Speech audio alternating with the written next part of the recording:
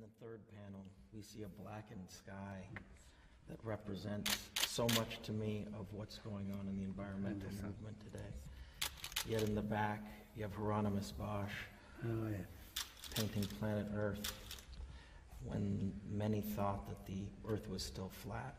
So it represents to me the promise of the future and enlightenment. And it's representational of your view here as well. I wanted to give you this book as a gift.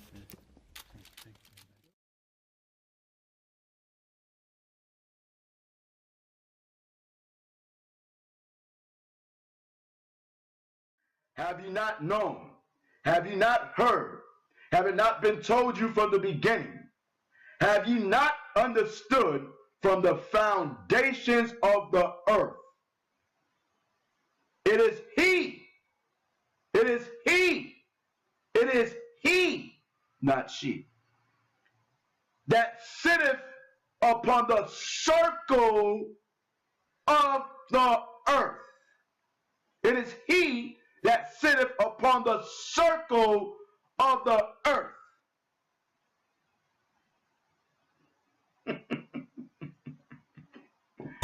Shalom, I'm out. You are now tuned into the truth frequency. Your protection from deception. This is Truth Frequency Radio.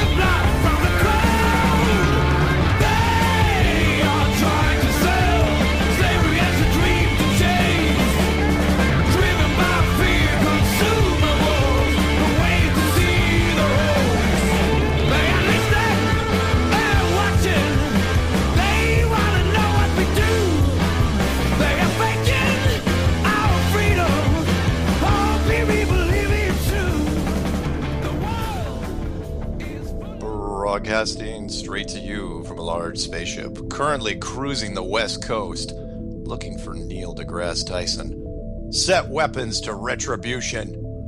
Try dropping that microphone in a room full of flat earthers, Neil. What do you think happens then? Ooh, I don't want to think about it. Hello, everyone, and welcome to Strange World, where the truth is often stranger than fiction. I'm your host, Mark Sargent, the creator of Flat Earth Clues, which propose that all of us are living inside a Truman Show enclosed structure, thousands of miles wide. Check it out at enclosedworld.com or just Google Flat Earth Clues. If you can't find it, well, it's because all the mass media has pretty much broken the internet on Flat Earth. My wingman, great friend, and sometimes psychic for the show tonight is Johnathan from Jersey. What's going on, Johnathan? How's it going, man? I am here and alive, ready to go. Right on. The couple things before we start. Quick shout out to I didn't get any cookies. I got so much crap last week: shirts and candy and incense. I actually got a little vial of frankincense and myrrh. Ooh, I know. Do you know frankincense is the king of oils?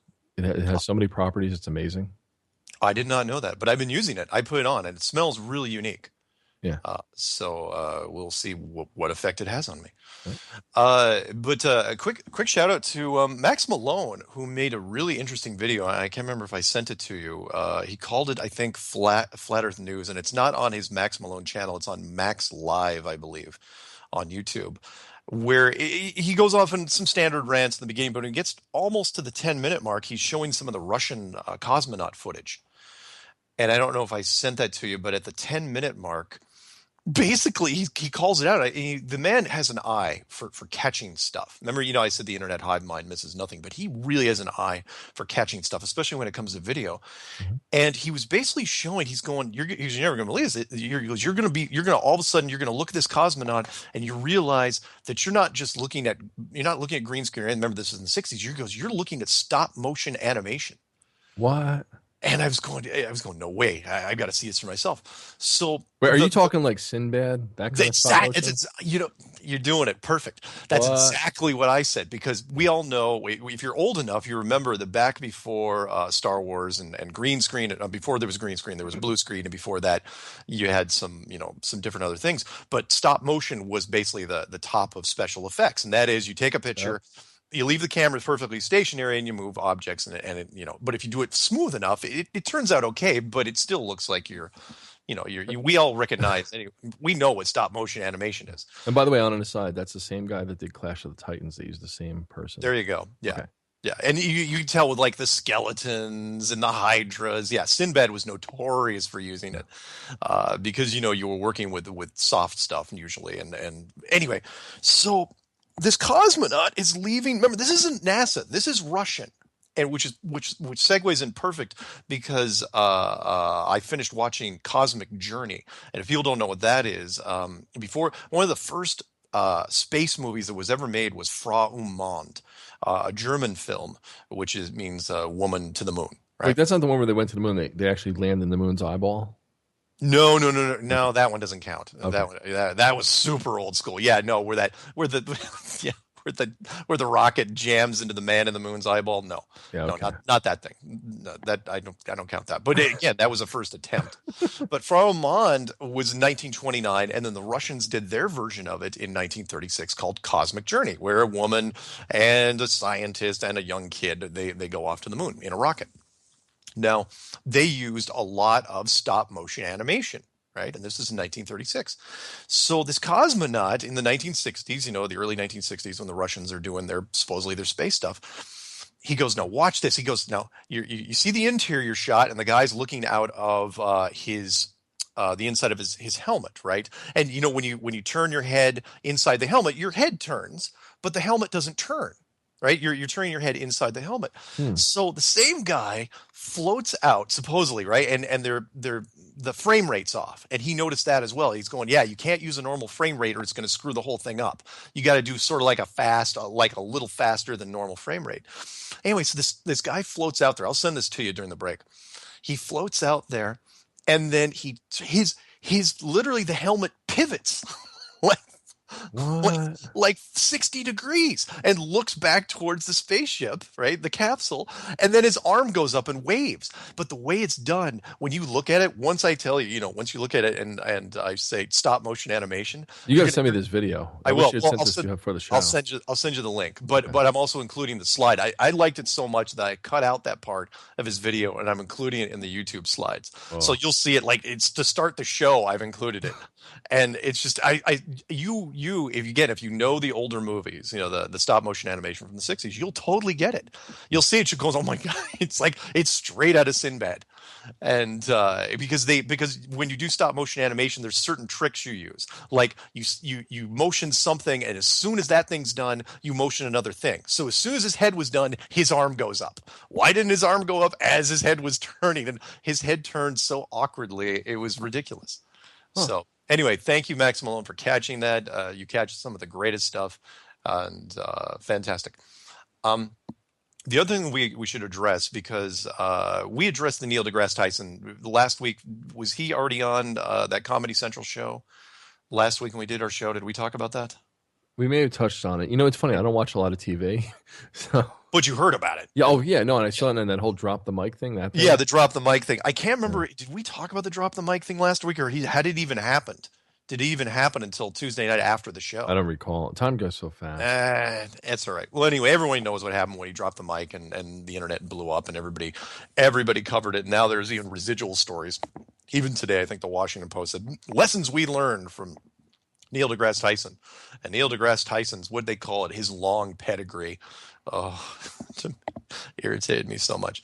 Anyway, so we won't have to do that. If you guys want to look up, just type in flat Earth, click on the news, and you'll see all that happened. But people were emailing me and asking me if I had an opinion on the Morgile Matt Boylan thing. And I will set this up for you because I know you're coming in from the outside, so you don't know exactly what happened. Yeah, I only hear rumblings. Like people are like, "Do you know what's going on?" I'm like, "You know what? I got enough drama in my life, but go ahead. I want to hear it right from you." Okay, because you're fair and impartial. I try to be. You're like Fox News. No. Yeah, exactly. You've entered the no spin zone. I'm sorry, I'm not a big Bill O'Reilly fan. I'm teasing. Yeah, go ahead. So when he goes, when he points the camera with his pen and says you've entered the no spin zone, I was like, well, except for the fact that your channel was entirely designed to trash. And he points his finger at everybody and yells at them basically across the table if he disagrees with them. Yeah. I get it. Fox News is all Republican, and NBC, MSNBC or whatever they call it now. Right. That's Democrat, and then CNN leans towards whoever propaganda. Well, that, but whoever's in the White House. So if a Democrat's in the White House, they lean with the president. It doesn't matter who it is. They lean with the president. They play both sides. Anyway, so when you have dirt on somebody, if you hate them, and you know how this goes, this is high school rules here, and that is if you find out a juicy piece of gossip on somebody and you don't like them, you tend to fall in the trap of using it. Sure. And I got to tell you, from a juicy piece of gossip, this was one step below flammable. Because everyone knows that Matt's an actor. Anyone that knows Matt Boylan, he is an artist, he is a singer, and he dabbled in acting. No question that if he really wanted, had it been more fruitful for him, he would have gone down the acting path, like a lot of people, because it opens up a lot of doors.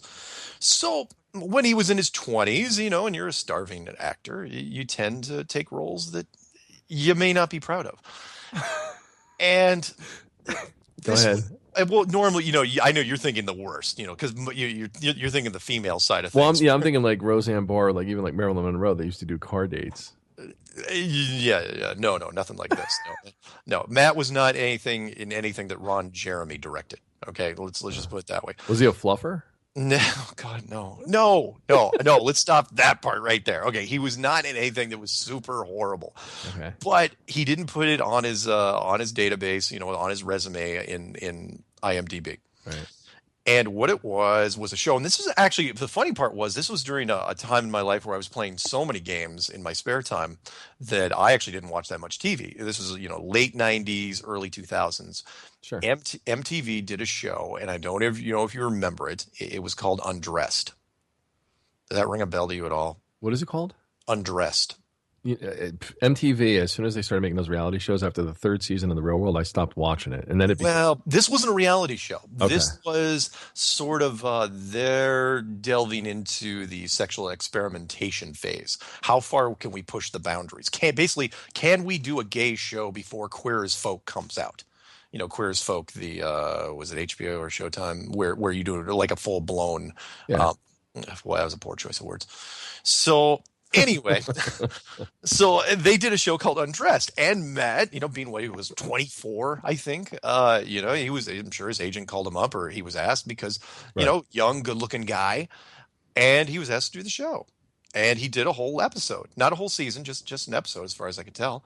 I don't think it was more than one episode. And, it was him, and there was, he was taking his shirt off a lot. And there was a couple moments where it looked pretty bad, where he was in his underwear strapped down to a bed.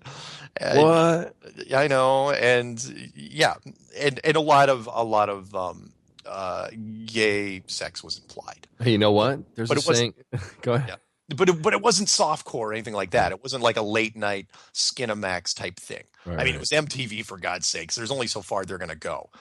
MTV's pushed the boundaries before. And honestly, as far as innuendo or anything, I think that some of the Real Worlds are way more explicit than this thing was. Well, let me just say this. There's girls I work with in LA and they're models and whatnot. And, when something has to be discretionary, they might use a polite phrase like, a girl's got to eat.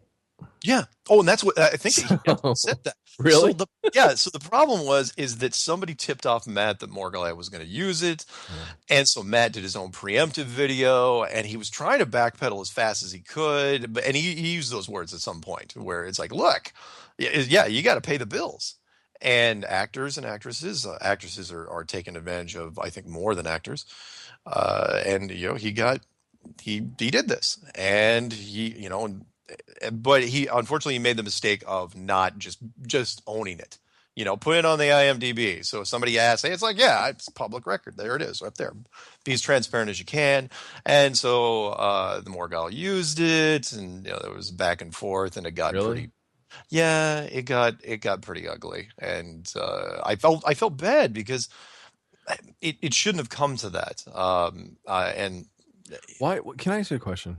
yeah, Why is this whole flat Earth thing? This is why I stepped away for a while, and we talked about this. I had to clear my head, look at my barometer and figure out what I wanted to do specifically. yeah. I'm dedicating more time to my show, but what is it with this like high school antics that are going on in this whole flat Earth circle or whatever the hell you call it? I mean, isn't everybody supposed to be focused on the flat Earth, finding more facts, finding more people like you do, like Yeah. professionals in a certain field that can corroborate and give evidence to the possibility that we're on a flat Earth?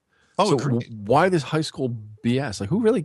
I don't even care about Matt Power. The only time I hear his name or think about him is when you bring him up or somebody else. Like, you know what I'm saying? Like, I don't Yeah. understand why this pettiness. It's well, there's lots of reasons. I'll give you my top two. All The right. first is that the flat Earth, from what I can tell, and you and I discussed this a little bit because you've actually kind of you were the first person to warn me about this a long time ago, and that is it tends to create in some people a little bit of it amplifies things that were in them to begin with. Mhm. So if you were open-minded before, you're really open-minded now.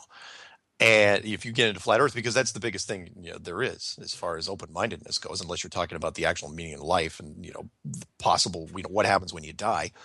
So hey, Wait. Let me just say this. You know what it seems like? As soon as you made the world flat and you put a dome over it, yeah, it's like something out of a Bugs Bunny cartoon with what's his name, Yosemite Sam, yeah, and he comes up to him and he goes, "This world ain't big enough for the both of us." yeah, It's like, yeah. what the hell happened? Yeah, for some people it's like that. They get extra suspicious because now again, remember we were kind of talking and saying, well, if this is true, Right. if the world has been a lie, then what else is a lie? Probably everything. And so then who can you trust? And so when you're looking, it's not, so forget about not trusting the government. Can you trust the guy next to you? Can you trust the flat Earth guy right across from you? The guy that just made videos, the guy you just made friends with? How do I know if I can trust him? He may be a witch. Let's burn him. And that's where they go down, and people jump on it really quick. You know what I'm picturing in my head? What? Like four idiots, right? And they're like in a van or something. They're going to like storm some government facility, right? And they're like gung ho anarchists and crap, right? Yeah. And then something gets said, and everybody's like suspicious. Everybody, while like the driver's driving, he's looking at the passenger's looking at the guy in the backseat. The guy in the backseat's looking at everybody else. And it's kind of like the camera keeps going, and their eyes are going around. There you go. Yeah. Right. And then all of a sudden, like somebody drops something, like kicks an empty bottle in the van. This is how my mind works, right? Like a movie. Yeah. Everybody pulls their gun and shoots the guy to the right of them, even the driver. And they all effing kill each other like a Mexican standoff. Yeah. Yeah. Well, if you want to go that far, yeah, go to the ending of Reservoir Dogs. Right. Yeah, nobody knows who to trust. Right. And so And they lose sight of who the enemy is. yeah. Yeah. And in reality, from what I can tell, I don't think there are any shills. In fact, the closest person to a shill, and he's dropped off literally off the face of the map, was Tiger Dan. He went against. He quit? He threw in the towel? Didn't I tell you what happened to him? No. Did we ever talk about this? Did we talk about it? Maybe we didn't because you were gone You for do 3 so weeks. many interviews. I don't know. Well, no. What happened was he had made like 34 flat Earth videos in a row. Yeah. And then he starts building a new map, trying to adjust the flat Earth map, the azimuthal map, and he loses it. And he turns. He's like, "I'm 2 weeks in. I'm making the map. And then all of a sudden, all flat Earthers are crazy or liars, and I'm going to disprove it." I mean, just an instant 180. Okay. And then he said, "I'm going to make a 10-part series, on disproving flat Earth." And he got about 5 in. And people were bugging him. It's like, okay, how are you going to disprove the 75 Bible proofs video that you said that proved the flat Earth? Right. How are you going to go against that? Because you're not going to come up with 75 verses or passages that go the other way. And then that was it. That's all the last we heard from him. He didn't even make it to 6. He stopped at 5. And that was it, to where I've had several people message me and say, you might want to see if you could track down his real name because he may be dead. It's like, that's funny. You know what's funny about that? I was just going to make a joke. It's funny. And say you would have been like, "You're doing it again." But, I was like, "Did he shoot himself in the foot, the nuts, or the head?" Yeah. Well, he also didn't go on camera for those 5 videos. He wasn't shy about putting himself on camera to let people know who he was. Yeah. But We don't know what happened. I'm playing the world's smallest violin right now as you're telling me this. I really feel bad for Tiger Dan if he's listening, because that arrogance, that brashness, that boldness, no, it was a waste. Yeah. I mean, you had friends, you had people in the community that would have supported you.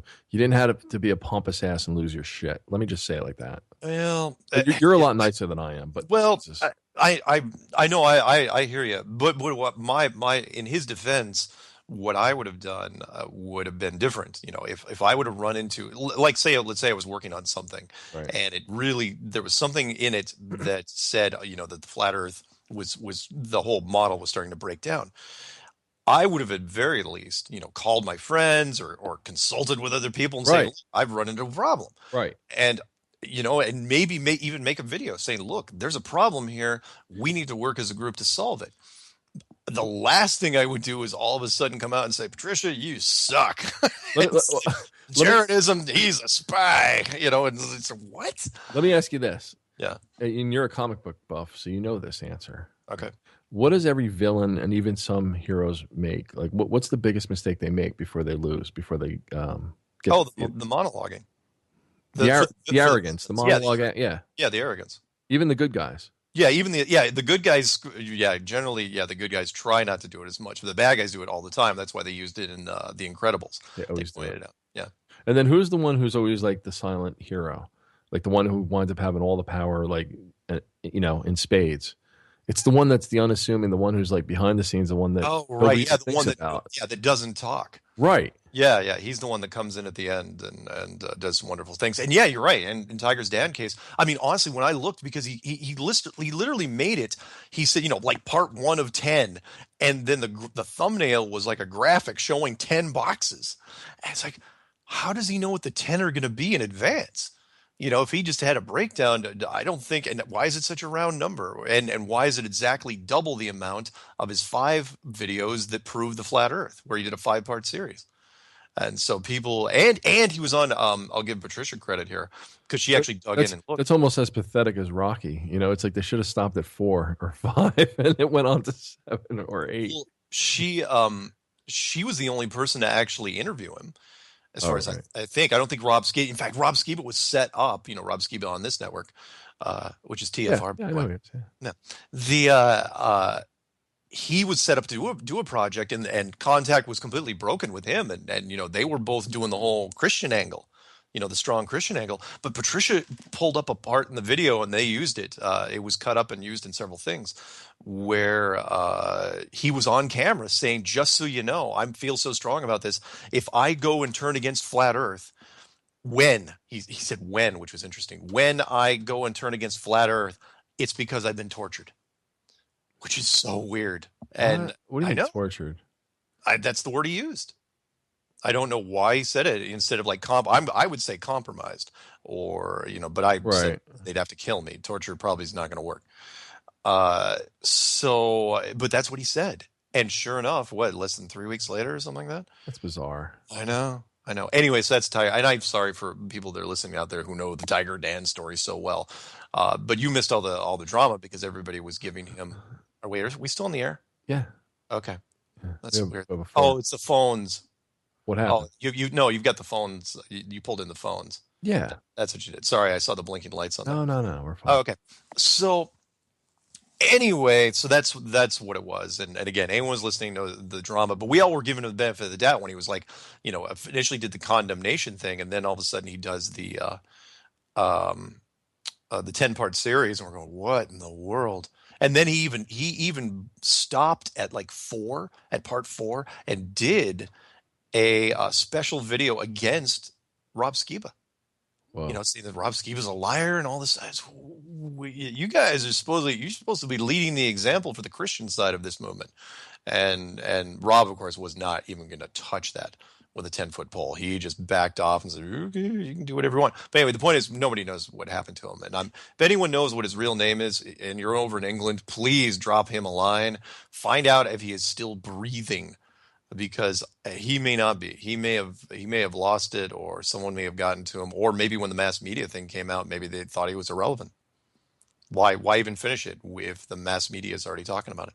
Interesting. So anyway, We got a few minutes to the first break, so I might as well preface what we're going to talk about because it's actually in the. I'm sorry it took so long.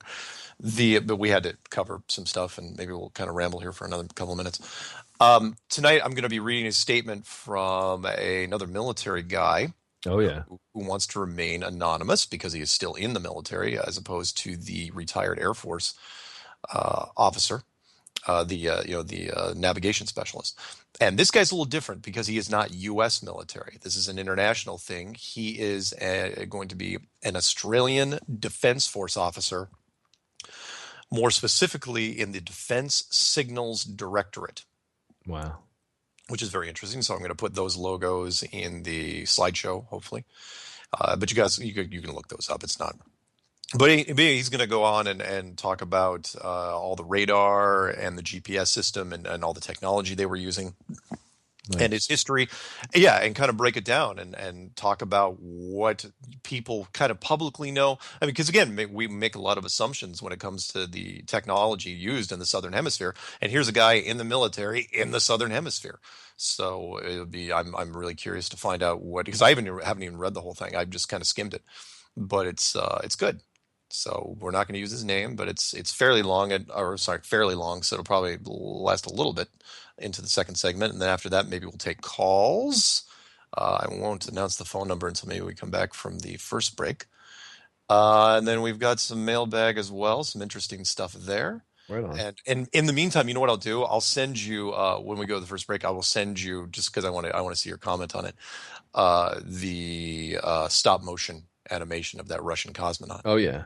Because that's just great stuff. But yeah, so that's what we're planning on doing. So wait, now that we're into February, mm-hmm. What do you think the rate of exposure or people becoming aware is right now? Like, do you push the bar up on the time frame? Yeah, but again, it's they've got to do it in stages, and I'm still waiting for some celebrity, friend or not, of rapper B.O.B. to come to his defense. That's who I want, the third person, because all the stuff that's been happening now, the news people can kind of wave it off and say it was kind of a blip, sort of a happenstance type thing, or a coincidence. You remember, the first time's happenstance, second time's coincidence, third time's enemy action. Tila Tequila was a blip. Bob is definitely, they'd consider a coincidence, but they're not going to look into it too much further. If someone else comes to defend Bob, that's where it turns. And that's where we go from here. And that's where we should be going. Either that or Neil deGrasse Tyson goes on more of the offensive and tries to turn this into, make the flat Earth movement look more sinister than it really is, which we'll go into later, maybe if we have time. Wow. Oh, yeah. And by the way, we're going to break right now. Hold on. So when we come back, I'm going to read the thing from the Australian military officer and take calls.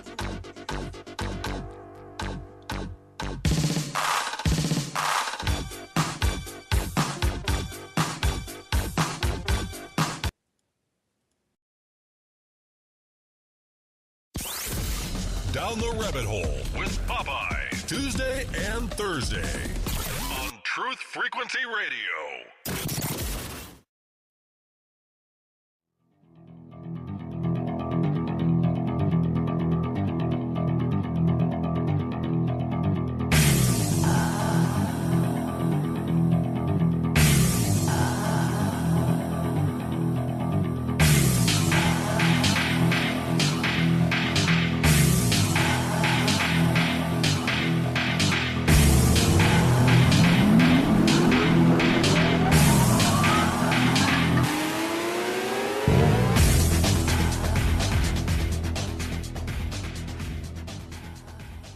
Welcome back to Strange World. I'm your host, Mark Sargent. With me is Johnathan from Jersey, who just watched The Link. What'd you think? It's pretty damn funny, man. He moves like a G.I. Joe figure or something. It's just bizarre. I know, right? Bizarre. Yeah, I know. Yeah, when you get to that 10-minute mark, I've seen it before. We've all seen it, and that is like it's one of those tricks because the helmet swivels really mechanically, and the second that helmet stops moving, the arm goes up, and that's one of the dead giveaways for stop motion. Because it wouldn't be that. It's not that real life isn't that chunky. Yeah, there's no fluidity to it. It doesn't have natural movement. No, it's like head turns, arm waves. Yeah, it's exactly how you would play with, like I said, a G.I. Joe doll, and you would like do Yeah. the articulated movements. It's like, what? Yeah. In fact, people have made stop. In fact, you were probably watch it on YouTube. You can people have done GI Joe stop motion that's probably better than this. Mm. In fact, somebody should make an astronaut figure video to it. But again, the point is with this is that it's not NASA. That's Russia. That's Soviet Union footage. So, which means they were faking it as well. Theirs was even more blatant, which you can see why they gave up. Oh, wait, that was all Russian? That was Russian. Oh, that makes more sense why they were moving like that. Exactly. It's like their music. Yeah. Dun, dun, dun, dun, dun, dun, dun, dun, dun, dun. It's like real mechanical. They were falling behind in the special effects department. They weren't catching. Hollywood was making leaps and bounds, and let's face it, Stanley Kubrick really helped them. Right. The Americans. So the Russians just figured, you want to know why Russia never went to the moon? Because they gave up trying to fake it. Once the Americans decided they could fake it at least passable in the '60s, the Russians said, our stop motion shit isn't going to be able to pull it off. Sorry, I'm not supposed to swear. That's funny, man. Yeah. Hey, by the way, quick comment that came in from a friend of ours. Uh-oh. No, it was just about the Morgile thing, because it was a little comment that says the Morgile actually likes Matt Boylan / Matt Powerland and respects him as somebody who first opened his eyes, and he was let down by his idol. And interesting. So, and to this person, yes, I will send you the Max Malone video when I get the chance. But right now, we're gonna read through this testimonial, which will be added to the testimonial list, and this will be testimony 11, in case anyone's keeping score at home. Who have we done so far? We have done United States Navy missile instructor, U.S. Air Force navigator, U.S. Marine Corps sniper instructor, U.S. Navy submarine chief, U.S. Army artillery radar operator, a flight instructor out of Iowa who owns his own company, industrial engineer specializing in valves and seals, a career surveyor of 32 years, an international shipping expert, and a corporate travel agent. And now, added to that list, and these are all people that are, corroborating everybody else's story. They're all saying the same thing. Nobody's arguing with each other. They're all saying, yeah, from what we can tell, there's no curvature, there's no Coriolis effect, and all the maps are wrong, and the Earth is not round. It is flat and possibly enclosed. So with that, let's go to this guy. Okay, you ready? Go for it. And by the way, feel free to chime in if you know any technology stuff that, if you're reading into some of this. Okay. All right. So he wants to remain anonymous. I've got his stuff here, but we're not going to read his name. Some background from 1997. David Frost. That's his name. No, I'm just kidding. Go. Patricia Steer actually has his name. Email her now and demand it. From 19, actually Orphan Red has it, and so you should send pictures, horrible, obscene pictures to her. From 1997 through to post 9/11, I worked in signals intelligence for a branch of the Australian Defence Force called the Defence Signals Directorate. For a period of time, I was based at our prime intelligence facility, but had worked alongside U.S. intelligence officers since I began, primarily USN, United States Navy, liaison officers. Before I kick off, let me say this. One of the first things that stood out for me was pilots, navigators, and aircraft crew rarely help higher than secret clearance. Really help higher? Well, whatever he wrote there. The security briefings I attended and supported were levels above their need to know. And when I questioned this, I was told field assets are never given all the facts in case they are compromised, captured. Makes sense. As a result, they are heavily compartmentalized and trust that their mission profiles have been generated with all the facts and really are outside of their operational scope. So when I hear Mark talking to pilots, navigators, and even weapon system operators, this comes to mind.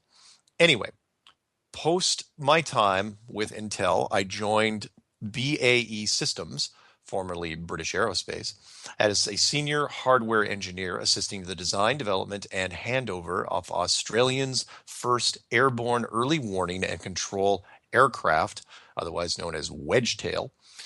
Due to my background with intelligence, BAE bent over backwards to bring me in, since one key role of the aircraft was to establish intelligence feeds for our defense analyst. One of my initial tasks was to develop a simulator racks of equipment, which demonstrated how data feeds were pulled and disseminated within the classified intelligence centers. My past colleagues certified the suite, and I was given a chairman's award. I went on to collect one more during my time with BAE and another nomination. My role is detailed in the above profile link, which I'm not going to send you guys because it actually has his name in it. As the project began to wind down, I moved to Raytheon and joined the Air Warfare Destroyer Program, which is our country's first AEGIS destroyer. I have been with them for 7 years and initially joined as engineering lead for the very short-range defense capability. Again, see my link for a breakdown on that.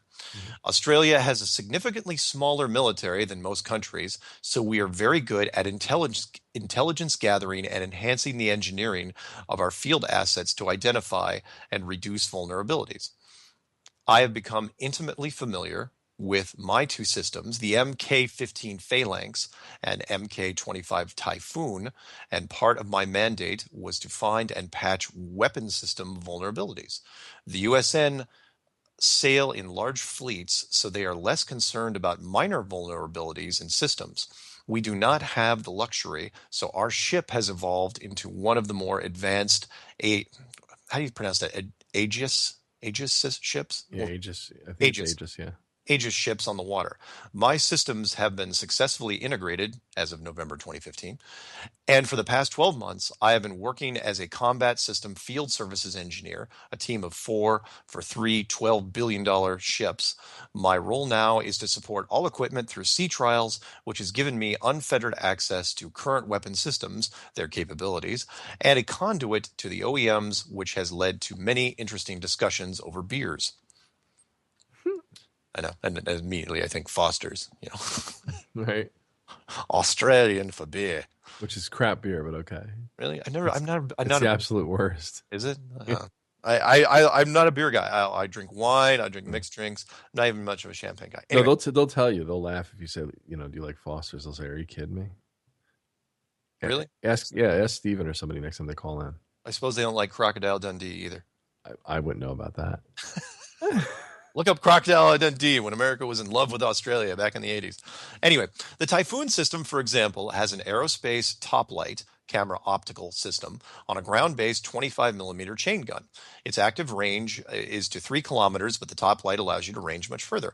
When accepting it in Israel, I was ranging targets with the laser at 35 or higher kilometers away, nothing to account for curvature. Our ship uses GPS and as a secondary only. For years, I have been aware that should war break out, the civilian band GPS is shut down and only military band is available. We have military-controlled GPS antennas called daggers, which is DAGRS, which we use as a backup only for our weapon systems when in a war zone. It's recently come to my knowledge that shutting down civilian GPS is done through electronic warfare jamming, not shutting down satellites, which our ship is very capable of doing, as it is the Wedgetail AEW&C I worked on prior to this program, which means GPS is carried on a spectral frequency like radio waves. Our electronic warfare capabilities provide the ship with far superior position location compared to the GPS system. Observations. When I was working in the Australian Joint Intelligence Center, one of my tasks was to maintain SATCOM intelligent feeds and data links. I won't get into detail, but a few things have always stuck with me. Engineers hold higher clearance than analysts. This is because we may be exposed to higher intelligence during the process of gathering data.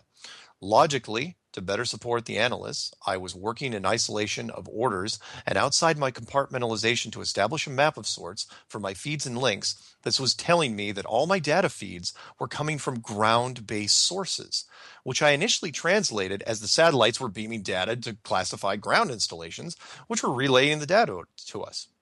All right? The reality, though, was nothing more classified than us. We were the intelligence hub. When confronting my commanding officer about this, I was told I was operating outside of my clearance and ceased any further investigation. And that makes sense, right? Because if you're looking again, you know where this is going. This is straight out of Capricorn 1. It's like, listen, soldier, you're figuring things out too quickly. I suggest you go have a coffee and forget about these matters. It's exactly that's exactly what they did in Capricorn 1, when the nerd was looking at the data, right? And he was going, this data doesn't make any sense. If this data is true, we're getting the telemetry from somewhere in the desert out in Nevada. That's almost as bad as the press corps, the guy who wrote the script for the JFK assassination. There you go. He didn't know shit from Shinola. He didn't know what kind of weapon to pick, so he picked some Italian piece of crap rifle that can't hit the broadside of a barn. And he writes that into the script that Oswald used that. And then it's like, uh-oh. Yeah. You know what I'm saying? Like, it starts to fall apart when you start to read the story, or somebody on the inside says, wait a minute, this can't be. Yeah. Or what if I got one more for you. What if here's a comparison. You remember during the 9/11 thing where that British reporter, that woman reporter, was standing in front of Building 7 announcing that Building 7 had fallen? Right. Oh, yeah, from the BPC. How funny would it have been? I was thinking about this the other day. How funny would it have been, or not funny, but horrible, if she would have been like, if she would have been talking and been like, turned around and like, isn't that Building 7 right there? Well, then it hasn't fallen. Wait.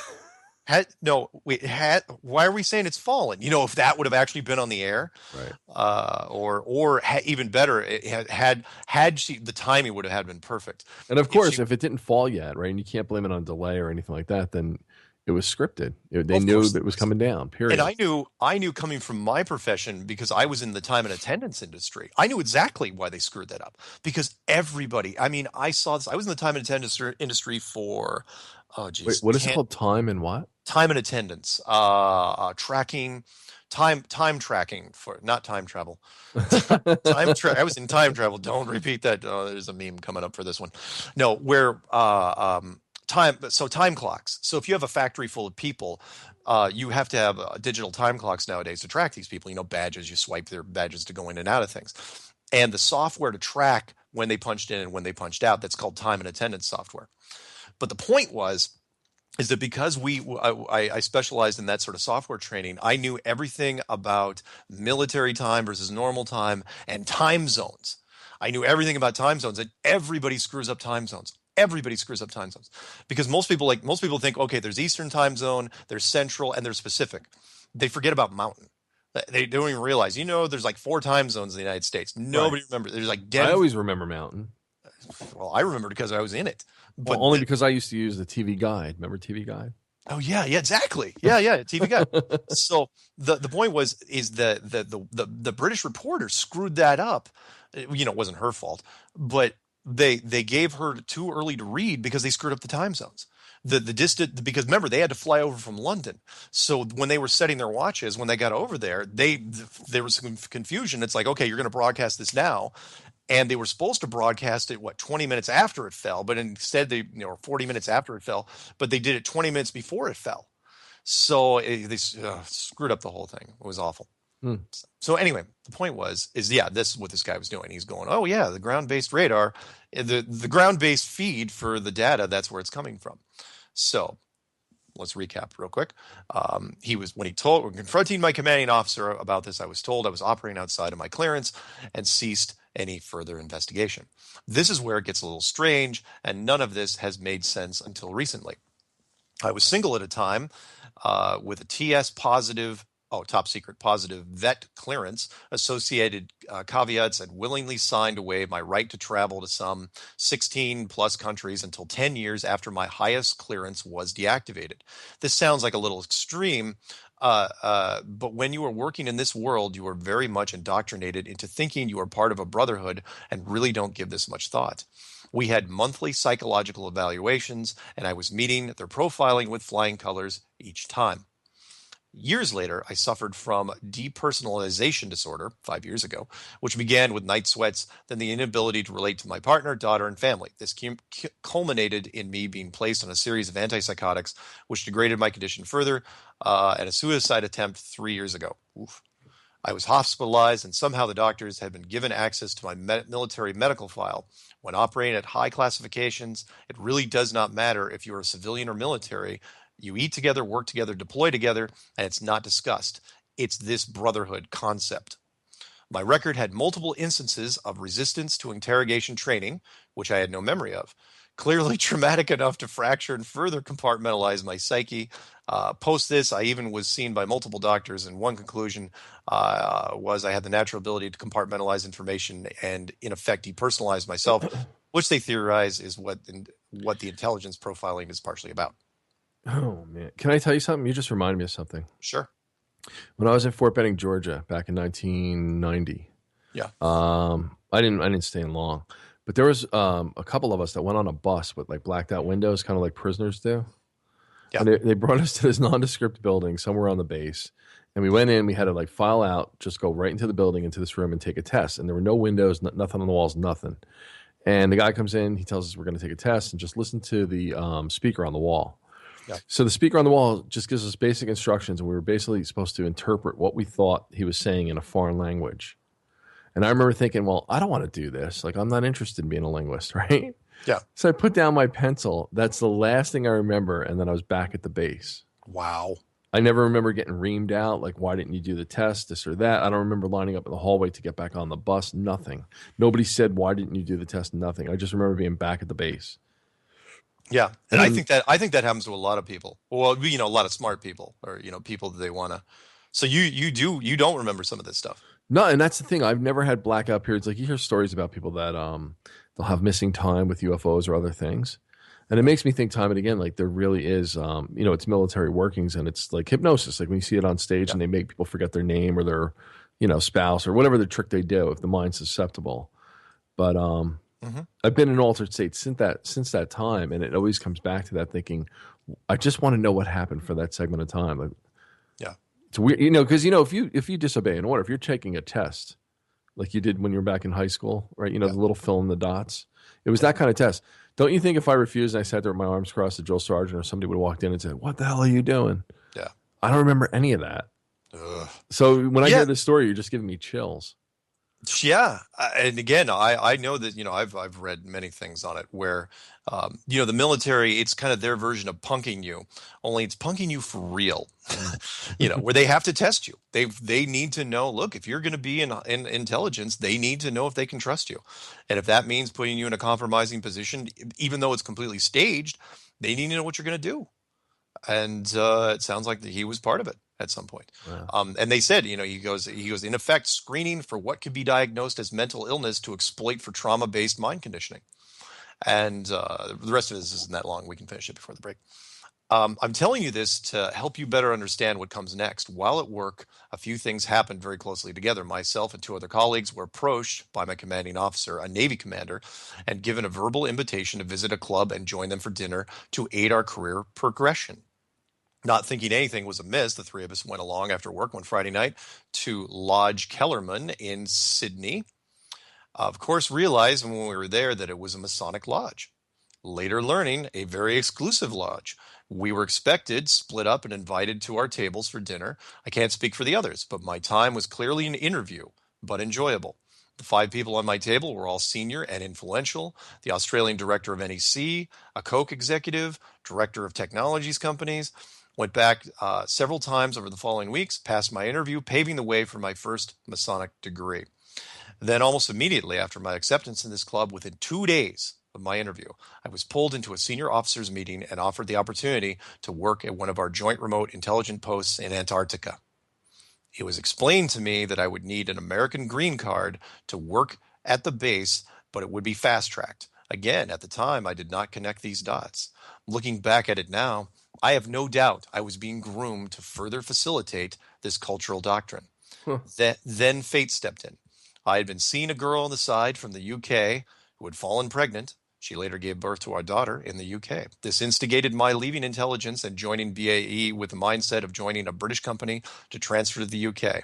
A whole nother story, unrelated, but certainly changed my path.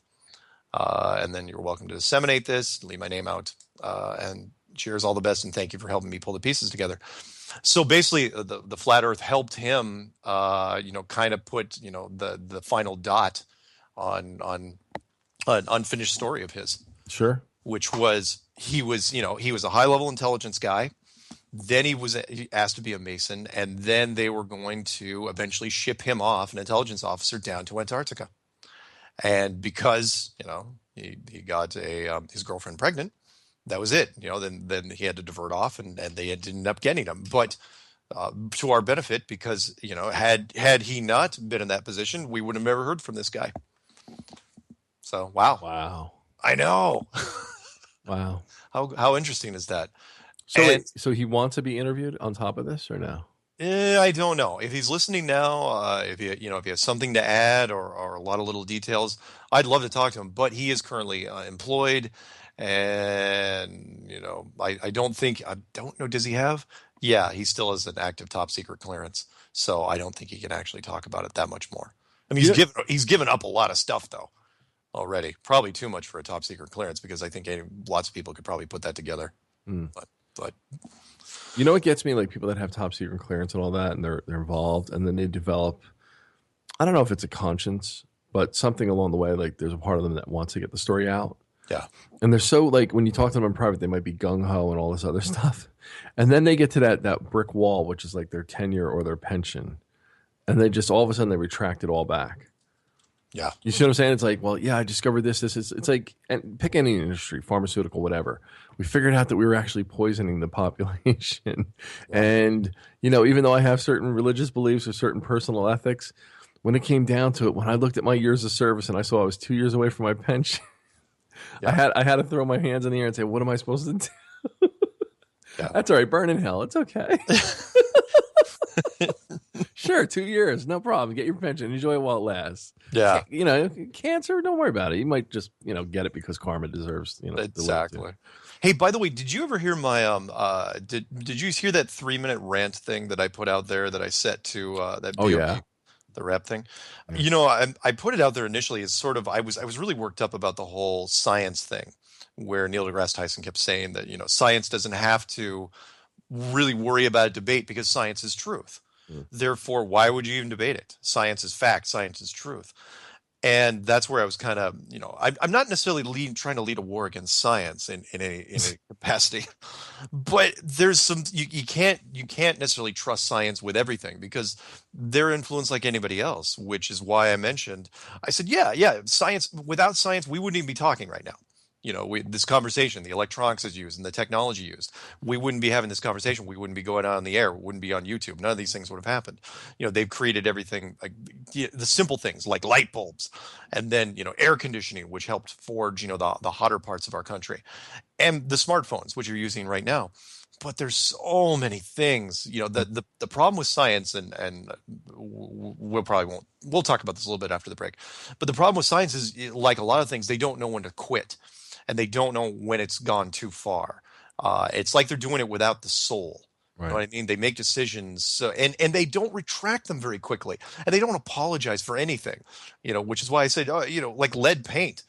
Most people aren't old enough to remember what kids would chew on lead paint shavings, and bad things would happen. Or the fact that when you go to the gas pumps, you don't get leaded gasoline anymore. Right. And they don't spray neighborhoods with DDT, big fogging machines of DDT anymore. You don't see that. And my favorite, I got to throw this in there, and people say, well, science is absolute, and we deal with this stuff. It's like, oh, yeah, because you never dealt with cigarettes, did you? As we all know that cigarettes cause cancer and they do horrible, horrible things to you, but we still sell them. Why? It's because science doesn't have enough money to beat the tobacco industry. So they just sit off to the side. They don't even try to fight them because they're like, look, we'll lose.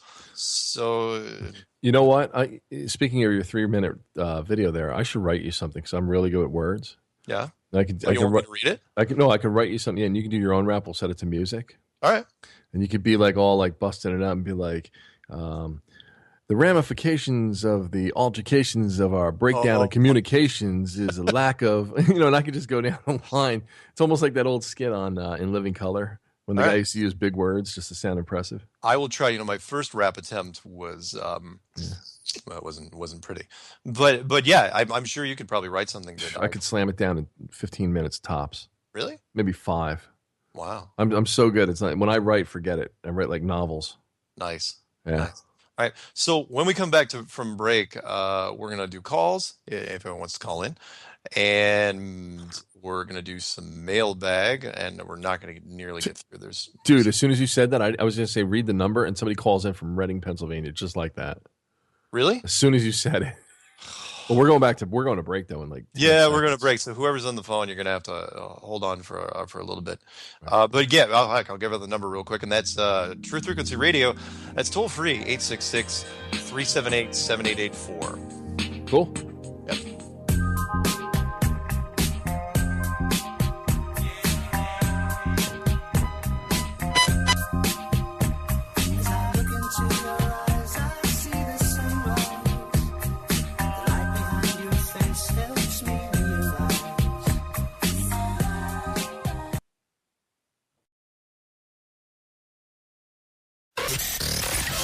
Real people, real radio.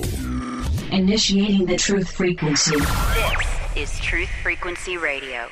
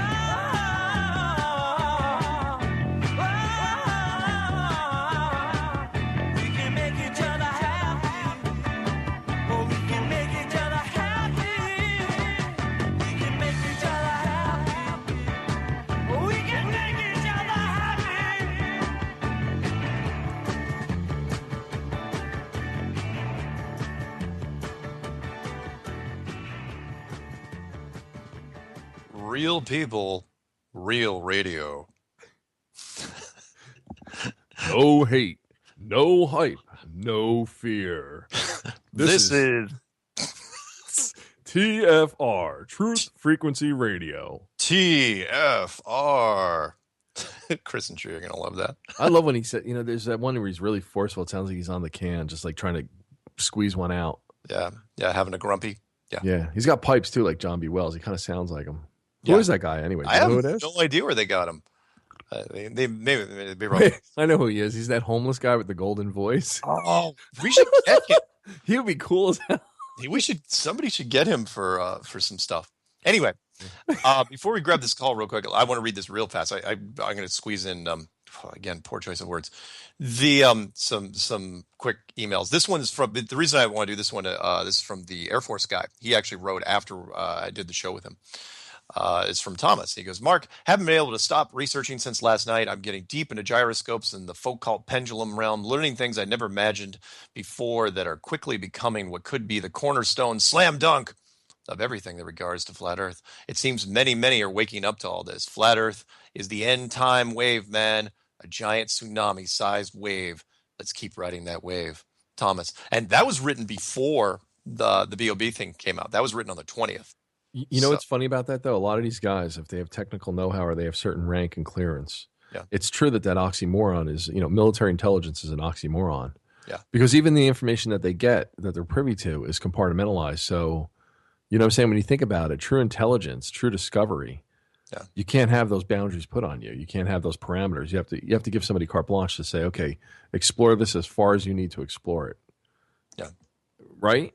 Yeah. So it's interesting that with their background for 20 years, they never thought to look in certain directions. Then they get out, or you suggest to them, have you ever looked at this? And like, oh my God, I never considered that. Like, anyway. Yeah, absolutely. Yeah. Again, this we've seen this time and time again where people are just opening. It's like, the perfect example was the flight instructor out of Iowa. Right. He flew his entire life. Why would you ever look for the flat Earth? Yeah, and this is what people don't understand. When they say conspiracies like the Boston bombing hoax or Sandy Hook or 9/11, whatever you want to pick, and they say, oh, if it was that big, that too many people would come forward, too many whistleblowers. Not really. Yeah. Not if you're feeding them the script that they just have to act a certain way dutifully. Yeah. You know what I'm saying? If you don't let them on that it's a hoax or it's a a drill, how the hell are they going to know? Yeah, agreed. It's kind of like Capricorn 1. Remember they all got in the capsule? They thought they were going to Mars? Yeah. And then he tapped on the thing with... Tap, Oh, yeah, tap, you're tap. not going anywhere. You ain't going anywhere. Come with us. All right, listen, we got 2 callers back to back. All right, Let's bang them out. Let's hit them. What do you got? All right, first one's been waiting patiently. The guy's from, or she's from, whoever it is, Reading, Whoever it is. Pennsylvania. Pennsylvania. Who do we got? No, I'm a dude. I'm a dude. Wow. You sound like you're in a drain pipe, Yeah, what are man. you, underground or in a NASA Yeah. swimming pool? Yes, I am. All right. So I have a few questions about that Fort Benning story. The what story? Fort Benning, Fort the Benning. language aptitude battery test. Oh, when did that happen? Yeah, when was that? It would have been, I want to say September 1990. 1990. Yeah, right before Desert Storm. Okay, because I was at DLI at that time. I can't make it. I was just wondering, were you in basic or AIT? I was still in basic. They messed up on my, what do you call it, on my MOS. Yeah. Because I scored like a 97 or 98 on the ASVAB and had a bunch of other parameters they were looking at. And so after that, when I didn't want to be a linguist, they're like, oh, have you considered going to crypto? I think it was out in Carmel or Sausalito. Does that sound right? Out near San Francisco? Yeah, well, I was a tanker who was changing in the intelligence. Mm-hmm. So I was like at the Defense Language Institute. And then when Desert Storm happened, I got yanked out of school and sent directly to the desert, the 24th Infantry. So I was just wondering, you're in basic. I'm wondering if they drugged you guys prior to the test. Oh, that's pretty interesting. Yeah, that's weird. I hadn't considered that, but I know we were in Charlie Company and because I was going down there to be an airborne, and they said Charlie Company was one of the hardest, but not that mattered.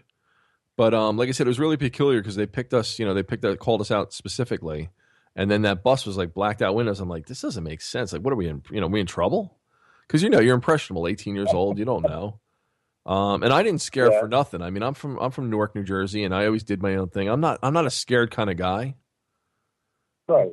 But it was peculiar, and like I said, I had missing time after that, and there were other things that happened outside of the military that coincided with ufology and other areas that I was involved with. And I had one gentleman say to me point blank, I'll never forget. We were talking about what was going on at what's that place, Mark, up in Long Island, the one all the way out at the end near Camp Hero? Montauk. So there was this thing. I never talked about this before. Can I tell you real quick? Sure. There was something going on with the Montauk project. There was an extension of it. It was supposed to be declassified, decommissioned, or whatever like that. And he was getting me involved with people. And he says, I'll tell you right now. He goes, if you get involved, he goes, just know what you're committing to. I said, what do you mean? He says, exactly. You don't know what you're getting committed to. He goes, here's a phone number. And he gave it to me. I never called. I never followed through on it. But that's another story for another time. All right. What did your MLS end up being? I want to say, and I apologize because I don't even have my DD 214s from Fort Lewis when they give you the discharge papers. Yeah. I think it was 10 X-ray. They wound up throwing me right into basic. They wanted to put me on the front lines, and their excuse for breaking the contract was, well, first and foremost, you're a soldier, so that's where we need you first, and then we'll worry about your AIT. Does that sound right? That doesn't sound right to me. I was 10 years Army. So the thing is, though, you went to basic. Did you ever go to AIT? No, because there was something else. I don't want to talk about it on air, but I got out on a health, not Section 8. What is that? Section 9? Is that honorable or just regular discharge? I don't know. Because I wound up getting hurt on my chest, man. There was something that happened in the barracks, and they were screaming. They were reading me the riot act, kind of like they're like, you're a piece of equipment. You can't be doing this, that, and other. So because I got hurt, we were being stupid. We were doing like show off contests, and we had guys like standing on each other's backs to see who could do the most push-ups and crap. And I blew out my. What's that? We used to ride the buffers. Do buffer rodeos. You get on top of the buffer, the queen would and the shine the floor, and then you ride them. Good Lord. Nice. Yeah. All right, dude. I'm taking you into a sensitive area there. I was just interested. Yeah, no, I mean, I'm not making it up. I just, you know what? I don't have those DD-214s. I don't know where I put them because I moved like several times. I mean, I could always request them again. I think it's Fort Lewis, but what's that?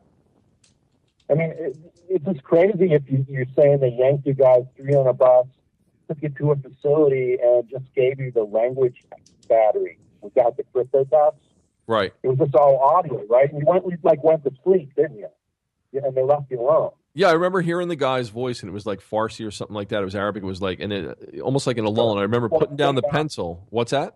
Yeah, it was actually a made-up language. Yeah, it didn't even sound like a real language. They said you're going to try to. What they wanted you to do was listen to the inflection of the voice that was coming through, and then try to identify what he might be saying based on the inflection.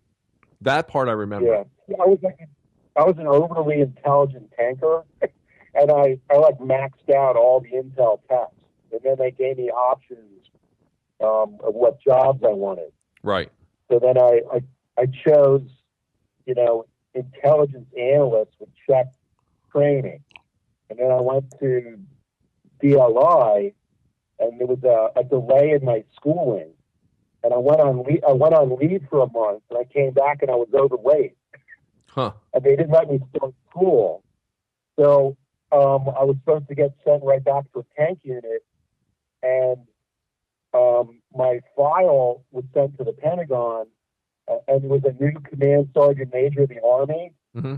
He walked in his first day of work. My file was sitting on his desk, and he looked at it, and he rewrote the whole rules of sending people back to units for being like overweight or something. And so I sat there for like 6 months. I ended up just running the supply room and had a squad of men under me.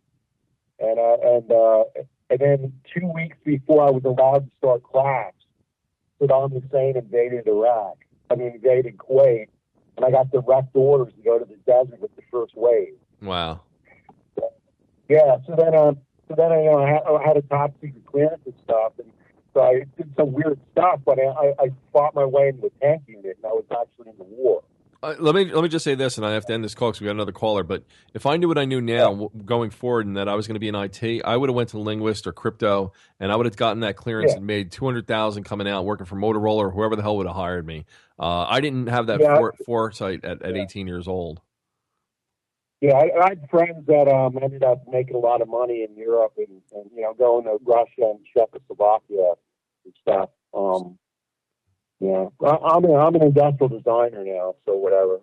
Well, there's a lot more. I can't say it's Mark's program, and there's not too much more I want to say on air about my past. But I'm gonna just thank you though for bringing up memories that I now have to go to a psychiatrist for to get out of my head again.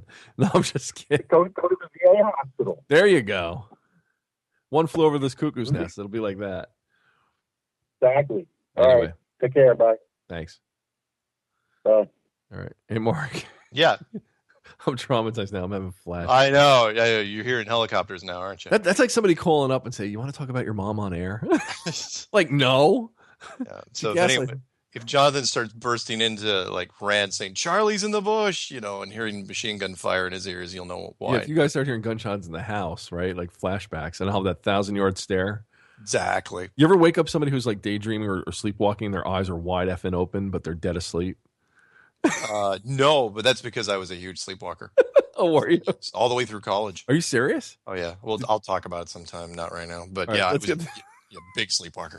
Let's get this next guy, right? Yeah. Twin Cities, Minnesota. Twin Cities. You're up. Hey, guys. Wes States with Flat Earth News. How you doing tonight? It's Wes with Flat Earth News. What's up? What's going on? Go figure. What's going on, How you Wes? doing? Good. How are you? Hey, happy to see Johnathan back. I knew that if I went ahead and offered my services, he would jump right back in. The next week, he's back on the air. Good going, Johnathan. Well, what happened was as soon as you made that threat, that offer, hell froze over here in New Jersey, and I said, "Shit, I got to get back on that show." Nice. No. Nice. Oh, God, that's funny. Anyhow, I had a question that I was trying to get you, Mark, to for Patricia, but she ran out of time. I just happened to notice that on some of the newer movies that have been coming out, and they're not quite, the mainstream movie companies like Paramount and all them. There are all these newer ones that are popping out, and I noticed in the beginning of them, they all are doing the same thing. Got either showing space, planets, or our globe. I was just wondering what you thought about that. Yeah, you're absolutely right. The entertainment industry. Well, look. In fact, I'll tell people this. I was going to address this one of these days anyway. Everything that's come out really since 2015, I'm counting that as reactionary to what the flat Earth movement has been doing. And some people, in the media, be well, that's way too arrogant to say. The flat Earth movement isn't dictating anything, and I say absolutely it is, because the amount of stuff that's been happening in both NASA and mainstream media. Look at NASA real quick. I'll just run it down. The first blue marble shot of space released in July of 2015. The first, and that was from one particular satellite. Then you had the moon transiting in front of another satellite. Then you had a third satellite that was supposedly going over the moon. That was taking high-def pictures, only single shots. Then you had the, the Hamanwari Japanese satellite, geostationary satellite, which is supposedly now taking, and those are really beautiful, I would admit, taking beautiful high-res shots, geostationary shots of the moon, motion, full motion video. But it's like, look, if it happened in 2015, that means you just put it out there. Why all of a sudden this big influx of things that are showing the Earth from space? And don't think for a second also that The Martian, with Matt Damon, why is that nominated for an Academy Award? And looks like it's going to win some. I watched that movie. I downloaded it, watched it. It was literally just an extension of Mission to Mars with Don Cheadle and Gary Sinise and Tim Robbins, if I'm not mistaken. And why is this movie nominated for Academy Award? It wasn't like Interstellar. This movie was not that great. In fact, I think it even won like a Golden Globe for Best Comedy. Yeah.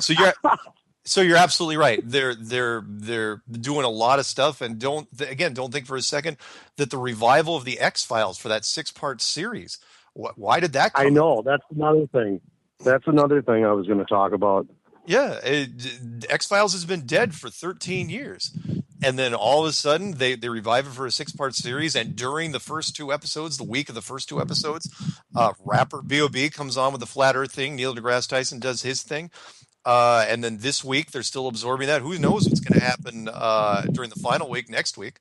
Why are they redoing it? It didn't, why didn't you do it 5 years ago or 3 years ago? Yeah. So, anyway, I wish Dan Aykroyd would pop out. That would be really cool. Oh yeah, he would be a good one because he's a conspiracy guy. Yeah, he'd be great to talk about that stuff. But I still love the inside joke that I don't think a lot of people get, which is the show intro for Jeranism, which is that line that Dan Aykroyd said from the movie Coneheads, where he laughed. He goes, astronauts to the moon, right? And right. That was, when they were joking, that was a little inside joke where they were laughing that, they were laughing about it. No, they weren't just like making fun of Earth technology. They were saying like, yeah, like Earth people sent astronauts to the moon, whatever. And it's a great inside joke. I love it. Yeah, it is. I mean, I see so many. I'm catching more and more stuff on older movies that I've watched and loved in the past, and sometimes it's even bearable to try watching them anymore. But it's Don't worry, man. It's going to come out. The mainstream is absorbing this thing right now, and again, I'm waiting for the third person or something. Something in the entertainment community is going to change this. I know it is. Yeah, I hear you. All right, guys. Well, I'll take care, and I'm glad to see you're back, Johnathan. Thanks, buddy. I'll talk to you soon. All right. Later, guys. Bye. Right. And by the way, Mark, real quick. Yeah, that was Wes from Flat Earth News. Yeah, what? No, I said 10X. I meant 10P, but it's 18X. It was the course for special forces. Like you could recruit in on that option. Yeah. And then you're at least given the opportunity to see if you can make it. So it goes by way of basic, advanced. Then you go. You're at Fort Benning, Georgia, for airborne training, and then you go that route. So most guys, I guess, don't make it through. What is it? SOPOC, Special Operations Preparation. Yeah, is the hard part, but that's why I was going that route. Yeah, you're really telling them too much. at this point. Oh, I'm sorry. Well, no, I was the last caller. I didn't want to sound like an idiot. Oh, no. I'm just saying we're on air, man. You don't have to. See, the more military stuff you throw in there, the more you're probably going to end up hurting me. I don't know what we're talking about. Where did my head go? Exactly.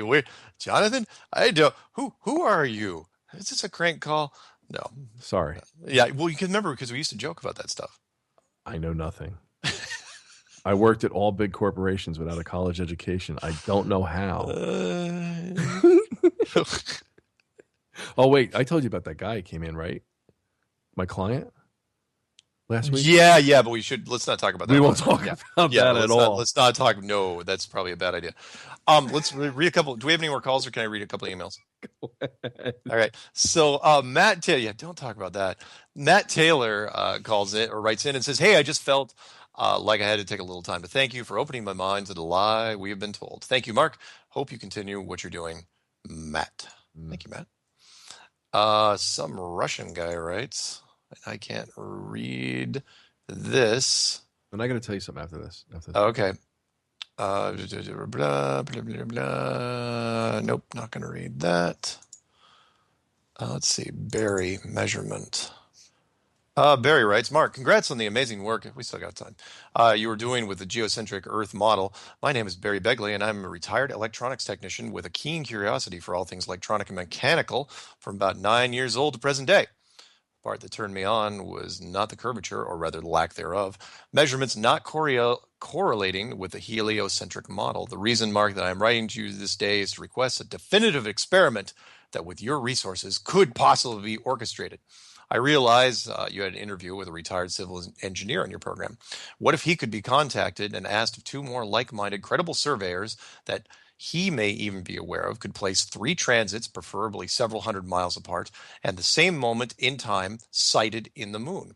Each of the engineers would have their own exact locations in longitude and latitude. They would each have their own respective azimuth and elevation measurements while sighting in the moon from their own locations.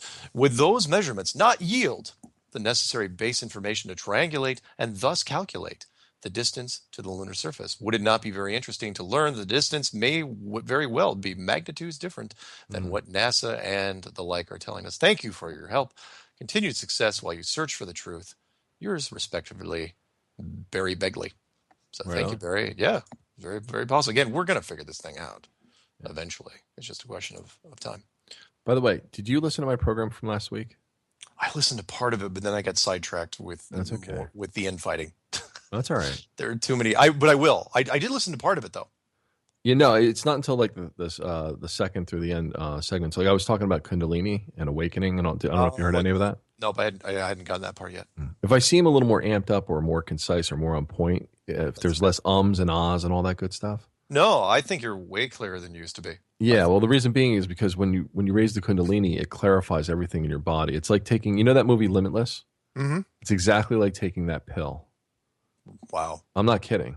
I really love that movie, and it's now a television series. Yeah, it is, and it's pretty good actually. But if you gave me like what you're reading in a mailbag, I could read it like without one mistake. It's just like what happens is your mind gets out of the way of your body, and vice versa, and you're able to do absolutely anything. For instance, I got to tell you this real quick. Sure. I went to the Zen Den, and this girl was there, and you know the end of the yoga class was happening. I said, "What's going on?" And she's like, "Oh, I have a flat tire." She goes, "I don't know if I should call AAA. Like, can you help me?" I said, "Sure. Show me the car." I did her jack. I did the tire and everything in under like 4 minutes and 27 seconds. It was just like really precise action. Christmas Story style. Yeah, it was timing, and they're laughing. They're like, "How are you able to do this?" It's like, well, I have like that NASCAR sound going in my head, like, you know. And they start laughing. And I said, no, actually, I said, this is what happens when you raise your Kundalini. Everything is exact. Like you don't get in your way of yourself. Wow. And so like, I wanted to share it with you later on. When you get a chance to listen to that program, I wanted to like talk with you about it because we talk about so many different things. And this is like an important aspect of human evolution. I'll try to grab it tomorrow morning. Yeah, no worries. If I can. Do you want to give out the number real quick before we go into the next segment or so? We're going to break. Toll-free number to call in here at Truth Frequency Radio. That's real people, real radio. Is 866-378-7884. Normally I'd say 866-37-TRUTH, but you're not even going to listen to that. You are going to want me to say the number, which is 866-378-7884. And someone should actually look up those last 5 letters and see what else you can spell with them. 87884. Probably not a lot because there's 3 8s in there, but you never know. Jennifer writes, "Hey Mark, thanks for your video about the flat Earth. It was very bold of me when I watched my first flat Earth video, but I gotta say, it really makes sense. The implications are mind-boggling. It sure is hard to imagine the kind of person who would construct such a lie. What a strange world we live in. Regards, Jennifer." Thanks, Jennifer. Moving on. Let's see, do we have time? Yeah, we got time for one more. Greg from New Zealand writes, "Hey Mark, my best buddy is John Eisen. He is New Zealand's #1 conspiracy guy. He is editor of Uncensored magazine here in New Zealand. This magazine exposes all the conspiracies. John thinks I'm crazy believing the flat Earth. Today he sent me this." Basically said that flat Earth is crazy, a link. "And John is publishing an article debunking flat Earth. I think half the so-called truth movement thinks it's a psyop, but I do not. I think it's high time for night balloon launches. Why has this not been done? What happened to Jeranism's multi-nation balloon launch? Cheers, Mark. You have done and have been doing good work." Greg from New Zealand. And again, that's really, really interesting. We'll end on that before we're going to the break, which is you've got New Zealand's #1 conspiracy guy, right? The editor of Uncensored magazine. Who knows how many conspiracy magazines there are in New Zealand, maybe just one. But the point is, the editor of the magazine itself publishes everything he can. Lizard people are real, and there are child abductions, and Bigfoot, had Loch Ness Monster's baby, so on and so on. When he was told about flat Earth, he waved it off as being crazy. And again, that shows you the conditioning. No other conspiracy is treated like this. Sure. No other conspiracy has that much universal response. So when I say, look, everybody thinks it's crazy. Everybody starts out in flat Earth trying to disprove it. You got to wonder why. Because no other conspiracy, every other conspiracy, there's a percentage of people out there that say, Loch Ness Monster? Yeah, I buy that, without even batting an eye. Find somebody, though, that goes into flat Earth, if I was going to say fat Earth, goes into flat Earth with saying that, yeah, they totally buy into it. There's been so few people by comparison. The ratio is way, way down. And the lack of people that are accepting to it right away, that should tell you something. The lack of acceptance. So. Right on. Yeah. So one more time, let's give out the number before we go to break, and that is 866-378-7884. Check wallet for his name. His face is in the muck. I think his zipper's stuck.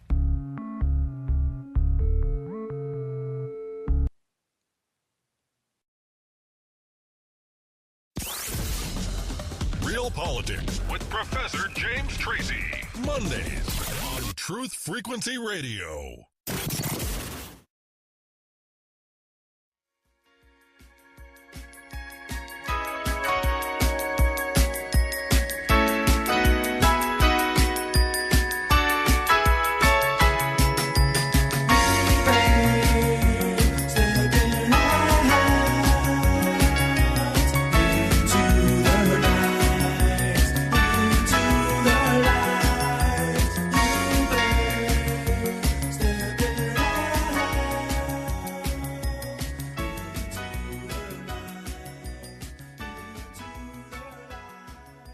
Welcome back to Strange World. I'm your host, Mark Sargent. With me is Johnathan from Jersey. And that, my friends, was Joe Jackson. Wow. Joe Jackson stepping out from his album Night and Day, one of my favorite early MTV videos. So, phones. Yes. What do we got? +760. That's all it says. Wow. All right. This better be from an underground bunker. Who is it? Who is it? Hello. Hello. Where are you calling from? I'm calling from Thailand. Thailand. Yes. I'm in North Thailand. I wanted to give you some important information. I sent it to you over 6 months ago by email. I never got a reply, so I thought I would phone. Go. Yes. In 1928, Captain Sir George Hubert Wilkins, he found an exit to this plane He went over 5,000 miles from what they call the end of Antarctica, and he found more land there. So I read a book. I managed to get a second-hand book 30 years ago called Worlds Beyond the Poles. And there is mentioned, this information is mentioned, and also that these planets that we see, or supposedly see, are actually beyond this land of ours. So what I'm saying is that the reason why they're destroying this planet is because they have a way out of here to save themselves. Cool. Is this is this part of the Iron Republic story? No. It's not part of the Iron Republic. Well, it's similar then. And no, yeah. Well, thank you. And I'm sorry that I didn't get your email from 6 months ago. Yes, this information not only was published in this book, but also it was published in the Dumbrover, which is a Russian explorer magazine. Okay. In 1928. Fantastic. Can you do me a favor, because I get a lot of emails. Send me another email and make it in the title of the email saying I called into the show. Okay? Okay. And then I'll and send me the link and I will take a look, okay? Yeah. Yeah, and also there was a radio announcement confirmed by the press in February 5, 1956.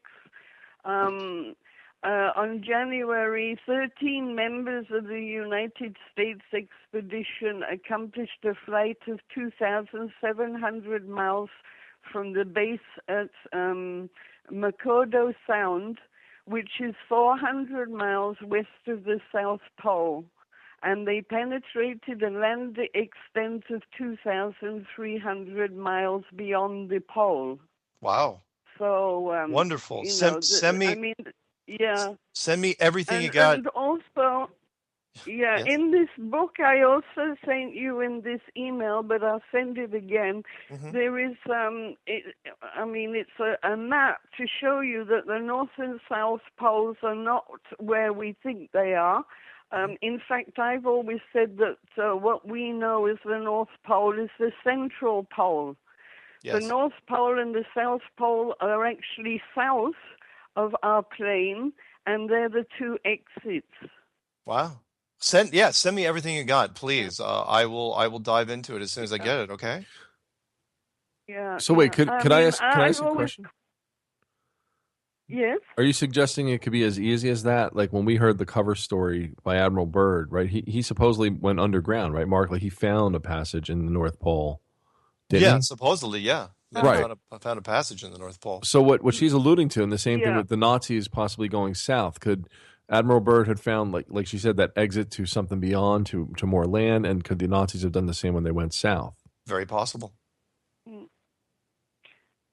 Yeah, well, in the book, Worlds Beyond the Poles, you'll find that he mentions that there's land beyond the North Pole, but I think he's referring to this according to the map that he's got in the book, you know? Okay.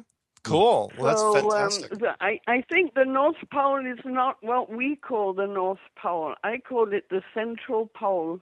All right. So, yes, he doesn't mention anything about underground bases that I remember anyway. Okay. Well, thank you very much for calling and listening all the way from Thailand. That's fantastic. Yes. And again, I've always been interested, you know. I've known about this for a long time now, at least 30 years.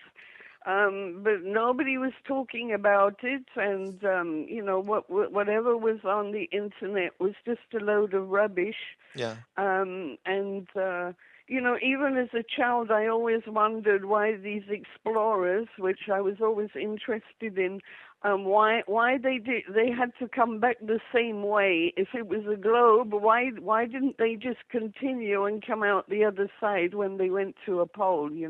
Yeah, excellent point. So that's also proof. Sure. Yeah. Well, thank you. Anyway, thanks. All righty. Hey, you have a good Thank rest you. of your morning, okay? Thank you. Thank Okay. you. Yeah. Bye. Bye-bye. Wow. So she has some rare books with that too, then. Yeah, and hopefully she'll send me. And I'm really sad that I missed them, and surprised she didn't write that.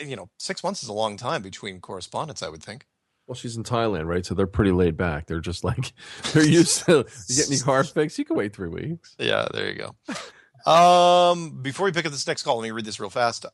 Sean writes, Mark, has it ever been pondered that NASA is actually a monitoring station watching out for God, an early warning system for the powers that be and or adversaries of Christ, waiting for heavenly army signs and activity? Sincerely, Sean. Wow. That's a deep thought. And I don't know if NASA is actually working with God.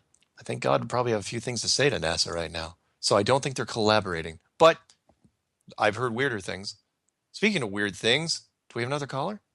Let me look at the dash. Not yet. No? But now that you said it, you have that magic quality. You'll just be like... Somebody just popped up? No, not yet. Oh, okay. Well, let me write off the number real quick. Yeah. Toll free, 866-378-7884. Call in now. Meanwhile, Ross writes, no computers. He goes, Patrick Moore investigates flat earth and other theories. No computers, no mobile phones, no internet. I recall adults were much more open to questioning than they are now. They actually got us to think for ourselves. I had no idea Patrick Moore was so open-minded or outspoken. In the day when independent thinking out loud was allowed and you were not labeled or called a conspiracy theorist just because you questioned the status quo of things that your government or schools said. Opinion by Ross. Thanks, Ross. Sometimes I get those. Nikolai George writes, he's kind of late to the flat earth thing, but he was collecting episodes for shows that are kind of talking about flat earth or flat system. He goes, list I came up with so far is this: Stargate Atlantis, season 2, episode 12, Stargate Atlantis, season 3, episode 20, season 4, episode 1, season 5, episode 20, Stargate SG-1, season 10, episode 20, Star Trek Voyager, season 6, episode 1. Remember when I said that nerds will absolutely scour everything? The Outer Limits, the remake, 1995, season 3, episode 17, Outer Limits, season 7, episode 3, Under the Dome, of course, the TV series that I think is still going, The Giver, the movie, 2014, and The Signal, 2014. These are just a few that pop into my mind when I try to entertain the notion that we live in a flat earth under an impenetrable dome. I hope you find these episodes and movies at least entertaining, if not helpful. With respect, George. Yeah. So you're saying the nerds are always on top of everything? Yeah. Most of the time when I tell you something, it's because somebody's already written me. There's already emails in my box, usually first thing in the morning, and they're dead on. It's like, hey, did you see that? And it's great because they'll send it to me and they'll say, did you see this? And I look at the original source. The original source is 20 minutes old. It's like, no, I haven't seen this yet. All right, let's see if the nerds are listening. They can call this one in next week. Maybe you're a nerd. You'll understand. Ready? Okay, go. When you said about setting your phasers to what? Stun against DeGrasse Tyson? Oh, my phasers are going to be set to retribution. Oh, retribution, that's it. I was going to say, why not just use a Varon T disruptor? Okay. Is that too obscure? Nope.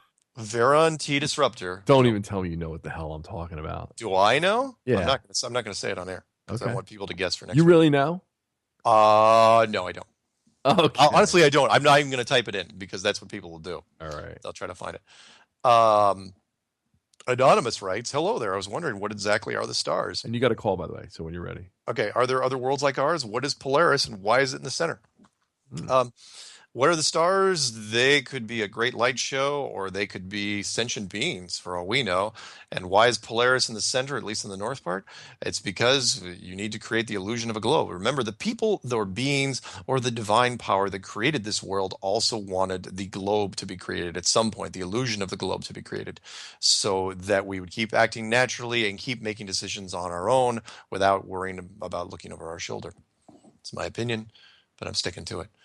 Caller, who's our caller? Go grab him. It is, don't know, but we'll say. Caller, you're on the air. Good afternoon, gents. It's Steve from Australia. How are you? Hey, we're all over the place. Thailand Mark, and Australia. how are you, man?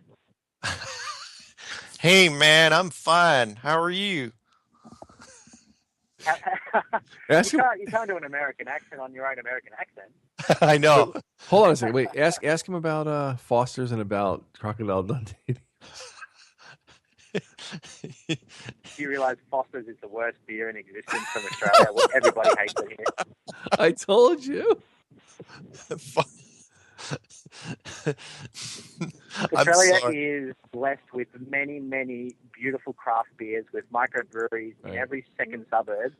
And, we're spoiled for choice. Foster's is shite. They should make a remake of that commercial and say, Foster's, it's Australian for a-hole Americans who think it's good beer. It's Australian spelled piss. Nice.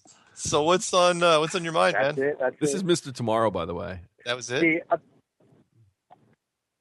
No. I didn't call up to talk about beer, don't worry. What I wanted to bring up was humanity has a very funny way of thinking, right? We all love interesting, unique milestones, such as adventurers that like to go to the most westerly point of a continent, or they like to be at the equator at noon, at the equinox. We like those little things, right?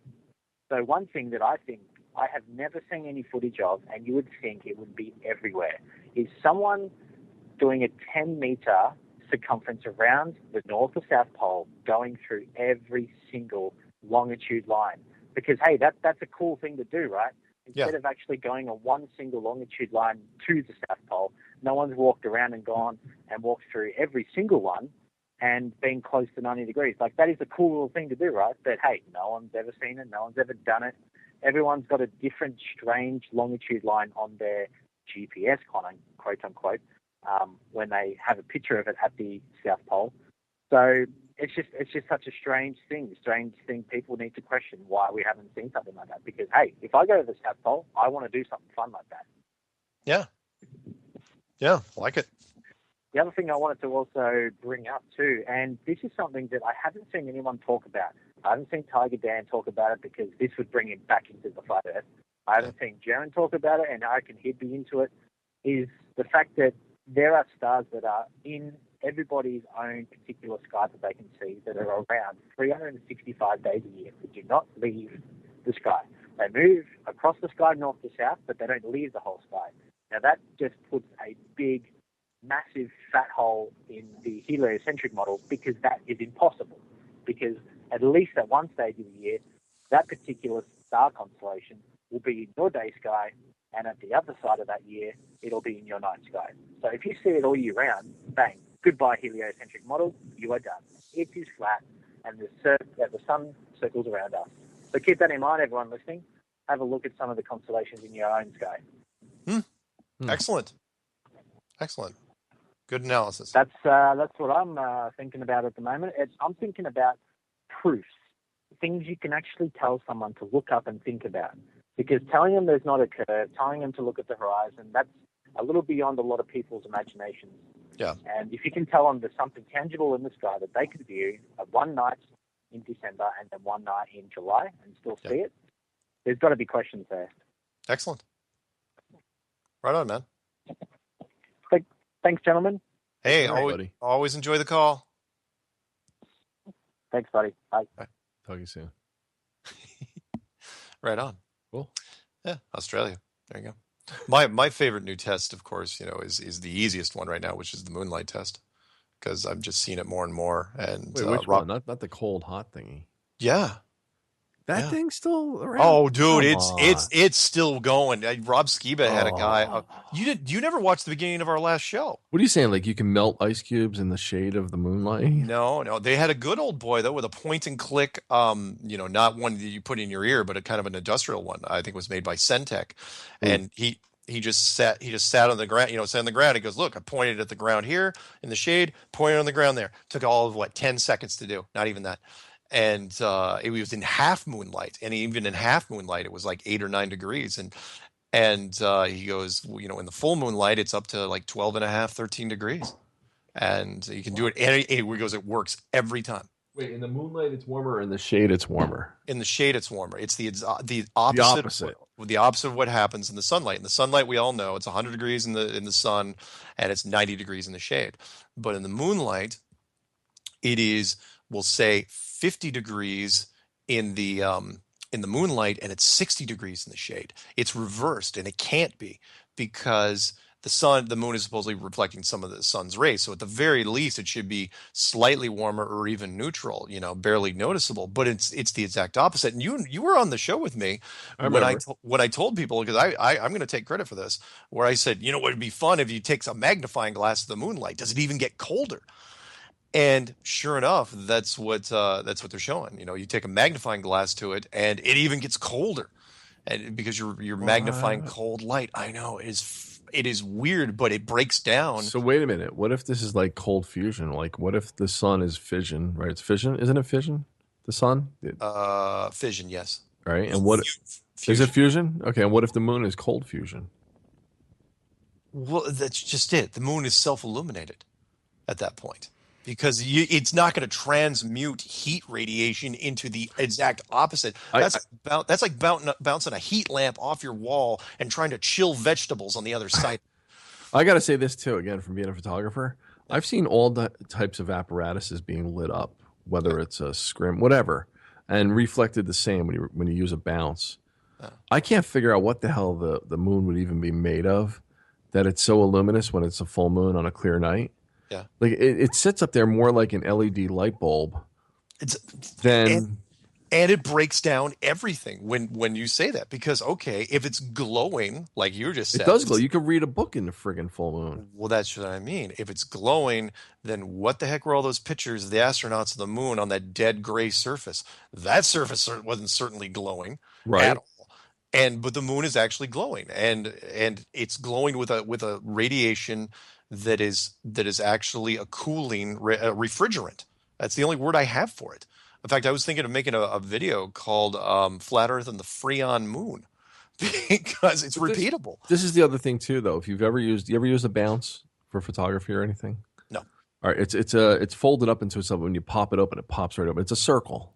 Oh, okay. And you're basically just redirecting light back onto the model's face or something. Say the sun's behind her, like those white umbrellas. Yes, but it's totally flat. So say the sun's behind her, and of course you're going to get shadows on her face. Maybe you don't want to flash her full on, or you want to adjust your flash, but you put the bounce in front of her, and then the sun hits that and goes back into her face. Or you can use even silver, gold, whatever other more reflective material, depending on how harsh you want to control light.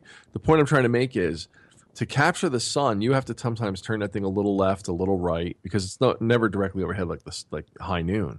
Yeah. And you can totally miss the model's face and hit the wall behind her and other things.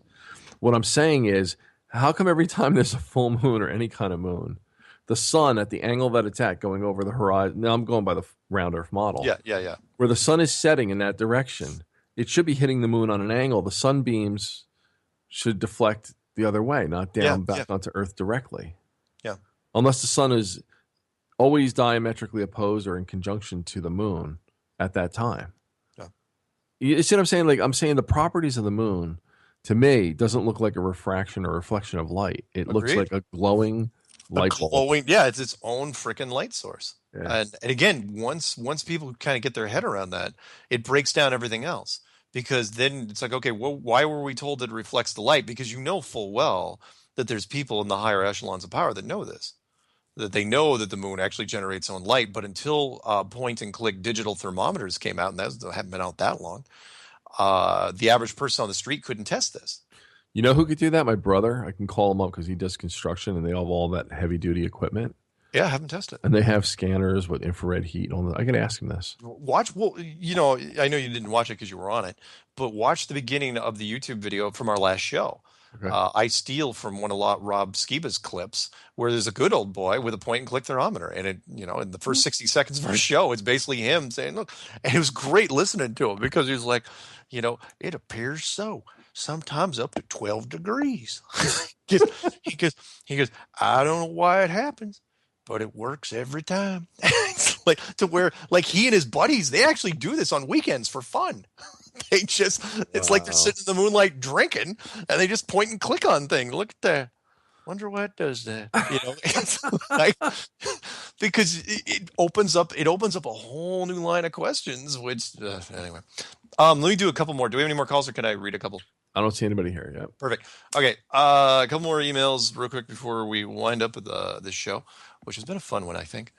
This one actually was posted on Rob Skiba's page, and somebody cut and pasted it to me. The guy goes, hey, I've been working in communication towers for 15 years now, and yes, the Earth is flat. So flat, I can pick up a straight Fresnel microwave over 600 miles away, which is impossible. Wait, what? Yeah, so what's this guy saying? A straight Fresnel, that's Fresnel. Yeah, I know what it is.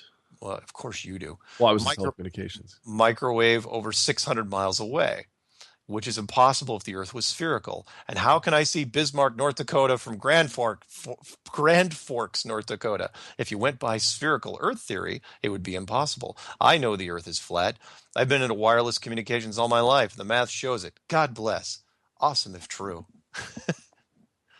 So, yeah, I don't know what a Fresnel thing is, but if he's saying it's true, that's beyond its range, its normal range, I would think. Let's see. Carl writes, hey, Mark, while you did an admirable job flying solo, Johnathan's return notches things up. And more importantly, the soon-to-come challenges will undoubtedly make his renewed presence invaluable. Flatlessly yours, Carl. Wow. Isn't that nice? That was nice. Yeah. I don't know if I ever sent that to you. Probably didn't. I'm ready, man. I got your back. I'm so clear. Cool. Yeah. Well, you should be clear because this thing's going to explode. Well, it already is exploding, but now we're just waiting for. I'm really just waiting for the other shoe. By the way, I'm down 26 pounds in 3.5 weeks. Really? Yeah. Are you getting ready for television? That too, but in my own personal life, I got a lot going on. But I gave up sugar, gluten, bread, and all processed foods. I only eat organic. Wow. Man, it's amazing. I got to talk to you off air. There's a lot we got to catch up on. Okay. Oh, by the way, am I coming to visit you in April? Yeah. All right. I just wanted to put that out there because we got experiments around. We got a lot to do yet, and yeah, definitely come out. I just want to make sure everybody knows I'm back. Nice. All right, minute and a half left. Let's see what else we got. Let's see. Benjamin writes, get a battery-powered gyroscope and spin it up at the beginning of your interview. Every 10 minutes or so, point out the fact that it hasn't moved yet. In 10 minutes, the Earth should have moved 2.5 degrees. You know, he puts a little link there. As your guests have taught me, gyroscopes will push against that slight change. That would be a really cool visual to support everything you were talking about. But set it up on something stable and don't bump it. You have to try that. So wait, is he saying in theory that wherever you start spinning it is level at that point, and then as the Earth rotates, it's going to go out? Is that what he's trying to say? I'm not. That's what he's trying to say. I don't. So I'm gonna have to look into that one. I'm not going to commit to it yet, but it's interesting. But if somebody has a test on it and they find out it's more than me in this case, definitely look me up. All right, you know what? We're not going to do any more emails. Before we go, because we're running out of time. Next week, I don't know what we're doing yet because everything happens so fast in the flat world that we don't know. Who knows? The guy from NASA would come out next week. But anyone else wants to do a testimonial, please get a hold of me at msargent23@comcast.net, or just call me at 303-494-6631 and leave a message because I'm screening just about everything because my phone really doesn't stop ringing anymore. I'd love to have your testimonials. We've had a whole bunch of people from all branches of the military. We had international military tonight and a bunch of people in the professional sector. Thank you very much for Johnathan. Yes. Being back with me, and thanks for all. perceptionstalkradio@gmail.com if you want to get in touch with me. Right on. But don't call me and don't send me cookies. because I'm on a diet. Feel free to send me anything you want, though. Cookies, the T-shirts have been really fun because I get to wear them on Patricia's show because we're on video. Oh, that's cool. And any other Flat Earth memorabilia you want to try out. As long as I'm doing Patricia's show, I'll wear it or sport it or shamelessly promote it. Because why not, right? And so here we go. There it is. Until then, see you guys next time. See you soon.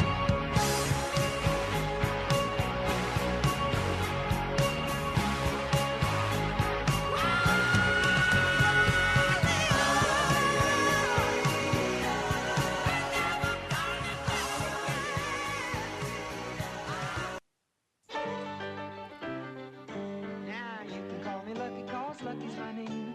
Singing and dancing, that's my game. I never did a whole day's work in my life, still everything seemed to turn out right. Like a grasshopper on a summer's day, I just love to play and pass the time away. 'Cause I was born 'neath a lucky star.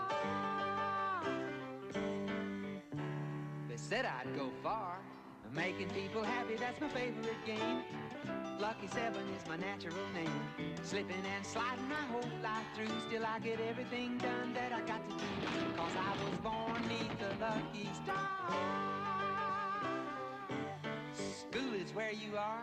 Oh, that's not hard. Let me show you something. You multiply 7 times 1. I got 7 days to get that problem done. Multiply 7 times 2. Take 14 laughs when you're feeling blue. Multiply 7 times 3. A 21-day vacation, you can play with me. Multiply 7 times 4.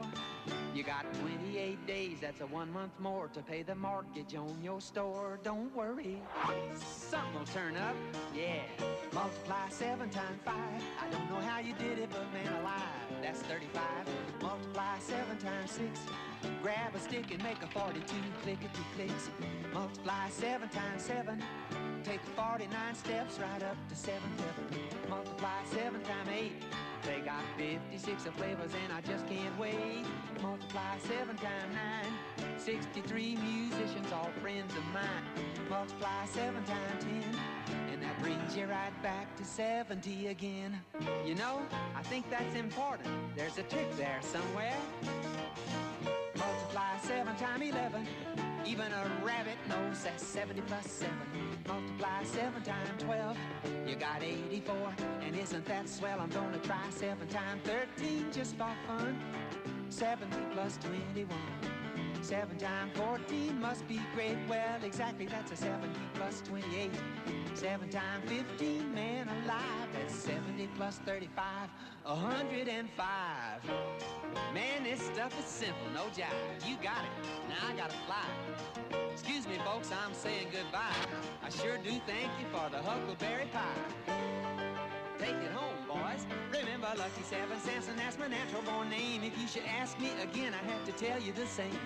You'll wake up tomorrow, you'll be glad that I came, 'cause you'll be singing one of the songs that I sang. So keep a happy outlook and be good to your friend, and maybe I'll pass this way again.